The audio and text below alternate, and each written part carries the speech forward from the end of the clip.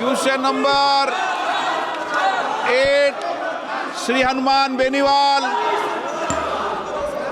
अध्यक्ष महोदय, प्रश्न संख्या 8। माननीय मंत्री जी लिख दी गई।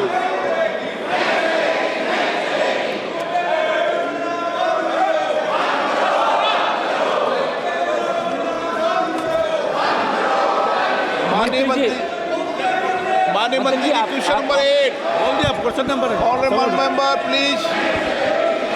अध्यक्ष महोदय, राजस्थान सहित देश के अन्य राज्यों में किसानों के कर्ज माफी संबंधी मेरा सवाल है। ये कर्ज चिंता का विषय। अध्यक्ष महोदय, 7 अगस्त 2023 को इसी सदन में मेरे सवाल के जवाब में राजस्थान के किसानों पर वाणिज्यिक बैंकों, सहकारी बैंकों व क्षेत्रीय ग्रामीण बैंकों का कुल बकाया कृषि कर्ज 1,47,538.62 करोड़ रुपये था और आज मंत्री जी ने जो जवाब दिया उसके अनुसार ये कर्ज अब 1,74,798 करोड़ रुपये हो गया है। किसानों की आर्थिक स्थिति में सुधार के लिए किए गए दावों और योजनाओं के बावजूद कोई सुधार किसानों की आर्थिक स्थिति में नहीं हो पा रहा है। एक तरफ सरकार किसानों के साथ दोहरी नीति अपनाती है, जबकि दूसरी तरफ राइट ऑफ के नाम पर बड़े उद्योगों के लाखों करोड़ों के कर्ज में राजी। आपका प्रश्न क्या है? मैं सप्लीमेंट्री पूछ रहा हूँ साहब, कर्ज माफी का मेरा प्रश्न है, उसके मैं सप्लीमेंट्री पूछ रहा हूँ मंत्री जी को। प्रश्न पूछो आप तो। मंत्री जी, मैं आपके माध्यम से वित्त मंत्री जी से पूछना चाहता हूँ अध्यक्ष महोदय कि आपने जो जवाब में देश के किसानों पर बकाया कृषि कर्ज का ब्यौरा दिया है वो भयावह है। क्या आपकी सरकार ने वर्तमान में विगत कार्यकाल में किसानों का कोई कृषि कर्जा माफ किया है या कृषि कर्ज में कोई राहत किसानों को दी है तो उसका ब्यौरा प्रदान करेगी? पहला सवाल है मेरा। माननीय मंत्री जी। माननीय अध्यक्ष जी, जो माननीय सदस्य पूछ रहे हैं ऑलरेडी वो सभा के बटन पे रखा हुआ है। फिर भी मैं माननीय सदस्य को बताना चाहता हूँ अध्यक्ष महोदय कि माननीय प्रधानमंत्री जी के नेतृत्व में भारत सरकार किसानों के हितों की रक्षा के लिए पूर्ण तरीके से प्रतिबद्ध है और 2014 से अब तक सरकार ने किसानों के हित की रक्षा के लिए तमाम प्रयास किया है। अगर आप देखें तो 2014 में जहां कृषि बजट 21,933 करोड़ हुआ करता था, वहीं पे 25-26 में 1,71,437 करोड़ रुपया हुआ है।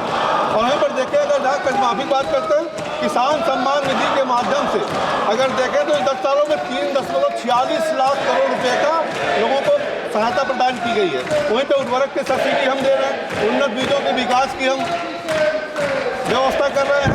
वहीं पर देखें तो ऑर्गेनिक खेती के लिए हम प्रयास कर रहे हैं, नए यूरिया के लिए ड्रोन टेक्नोलॉजी का उपयोग भी कर रहे हैं, भंडारण की सुविधा में भी वृद्धि दे रहे हैं, कृषि और संरचना का विकास आदि के माध्यम से तमाम प्रयास किए जा रहे हैं। माननीय मंत्री जी, अगर देखें अध्यक्ष जी तो MSP में लगातार बढ़ोतरी हो रही है और MSP में बढ़ोतरी व्यर्थ नहीं हो रही है बल्कि ज़्यादा से ज़्यादा खरीदारी भी हो रही है। 25-26 के अगर बजट स्पीच में माननीय वित्त मंत्री जी ने जो इस बात को पुनः रेखांकित किया है कि भारतीय अर्थव्यवस्था की प्राथमिकताओं में कृषि प्रमुख होगा। बजट 25-26 में अन्य कृषि योजनाओं के साथ साथ PM धन योजना के माध्यम से कम उत्पादन वाले 100 जिलों को फोकस में रखा जाएगा, जिसमें 1.7 करोड़ किसान लाभान्वित होंगे। इस प्रकार हमारी सरकार कृषि की लागत कम करने से लेकर उत्पादन उचित मूल्य दिलाने के लिए सभी सार्थक प्रयास कर रही है। मेरा दूसरा मरने वालों की मेरा सप्लीमेंट्री में मरने वालों की सूची दो। में मरने वालों दूसरा सप्लीमेंट्री में मरने वालों। माननीय सदस्यगणों, आपको जनता ने टेबल तोड़ने के लिए नहीं भेजा है। आप पहली बार चुन के आए हो। टेबल तोड़ने के लिए नहीं भेजा आपने।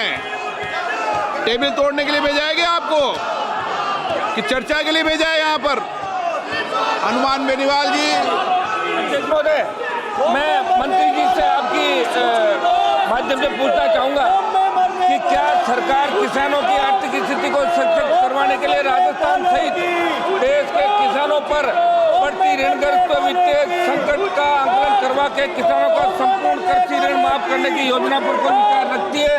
यदि हाँ तो कब तक, यदि नहीं तो क्यों? कारण सहित बताने का कष्ट करें, क्योंकि देश का किसान कर्ज माफी पर सरकार की मंशा को जानना चाहता है। अध्यक्ष महोदय, ये बताएं कि किसान का कर्जा माफ होगा या नहीं होगा?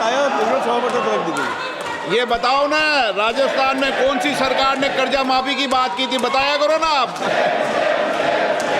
चलो